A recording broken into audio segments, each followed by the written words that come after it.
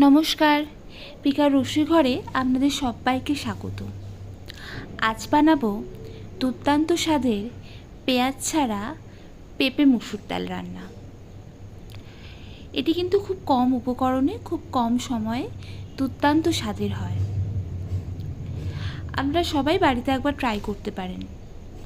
চলুন আপনাদের সাথে কথা বলতে বলতে আমরা রান্নাটার দিকে এগোই।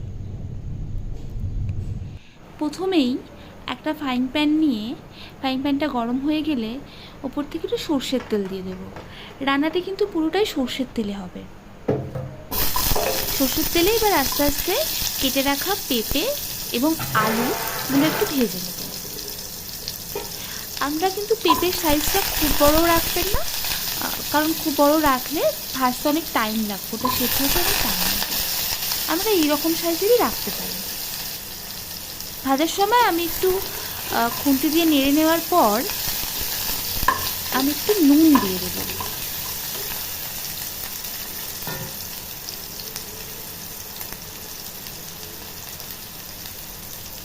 এই যে আমি এবার নুন দিয়ে দিলাম। নুন দিয়ে ভাজলে না খুব তাড়াতাড়ি ভাজা হয়ে যায়। যে কোনো জিনিস আমরা নুন দিয়ে একটু ভাজলে খুব তাড়াতাড়ি সেদ্ধ হয়ে যায় জিনিসটা। একটু লাল লাল করে ভেজে নেওয়ার পর আমি এই আলু এবং পেঁপেটিকে অন্য পাত্রে তুলে নেব। এরপর ফ্রাইং প্যানে আবার একটু সর্ষের তেল দেব আমি,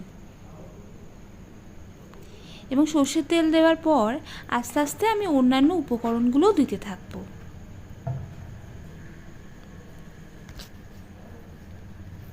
প্রথমে দিলাম আমি একটা তেজপাতা, তারপরে একটা শুকনো লঙ্কা। শুকনো লঙ্কাটা আপনারা একটু ছিঁড়ে দেবেন। তারপরে দুটো দারচিনি, একটা এলাচ।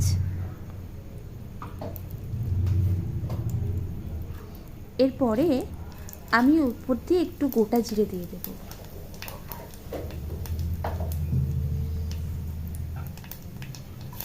এবং এরপর একটু আদা বাটা দেব। আদাটা খুব মিহি করে বাটার দরকার নেই, একটু থেতো করে নেবেন। এগুলো মোটামুটি একটু ভাজা ভাজা হলে আমি দেব একটু হলুদ গুঁড়ো। হলুদ গুঁড়োটা দেওয়ার পর খুব বেশি কিন্তু ভাজার দরকার নেই, না হলে পুরো মশলাটাই পুড়ে যাবে। মোটামুটি একটু ভাজা হলে আমি আগে থেকে ভেজে রাখা আলু এবং পেঁপেটা দিয়ে দেব। এরপরে দেব আগে থেকে ধুয়ে রাখা এক মুঠো মুসুর ডাল।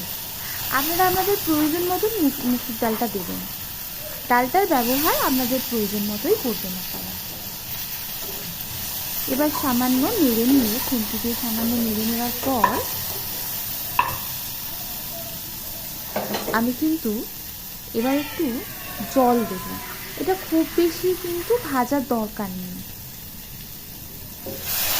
সামান্য জল দিয়ে এটা আপনার জলটা কিন্তু আপনাদের প্রয়োজন মতোই দেবেন, তবে খুব কম জল দেবেন না। খুব কম জল দিলে জিনিসটা নিচে বসে যাবে। আবার খুব বেশি জল দেওয়ারও প্রয়োজন নেই। জল দেওয়ার পর আমি দুটো কাঁচা লঙ্কা দিয়ে দিলাম।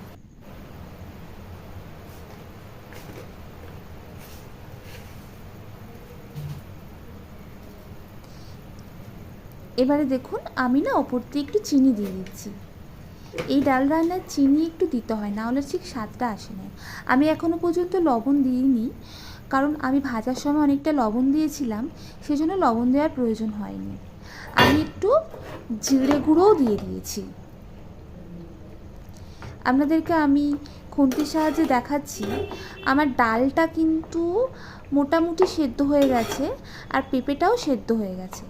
আপনারা রান্নাটা একটু ঢাকা দিয়ে দিয়ে করবেন। এই রান্নাটা করতে কিন্তু বেশিক্ষণ সময় লাগে না, দেখলেন?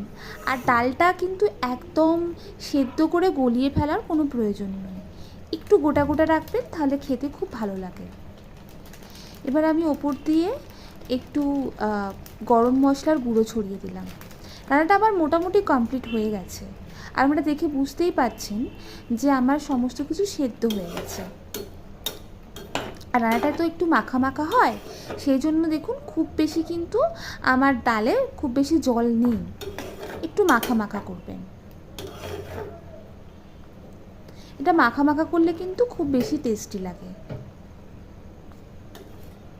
এবার আমি একটু ঘি দিয়ে দেব। এইসব রান্নায় ঘি না হলে ঠিক টেস্টটা আসে না। এই যে আমার রান্না কিন্তু কমপ্লিট। দেখুন কি অপূর্ব সুন্দর দেখতে হয়েছে। ডালটা কিন্তু একটু গোটা গোটা রেখেছি, আপনাদের বলেছিলাম। এই রান্নাটা না আপনারা ভাত রুটি সব কিছুর সাথেই খেতে পারেন। একবার আপনারা ট্রাই করে দেখবেন, দুর্দান্ত স্বাদের হয়।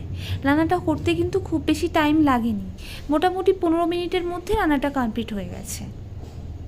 তাহলে আজকের মতন এখানেই। নমস্কার, সবাই ভালো থাকবেন।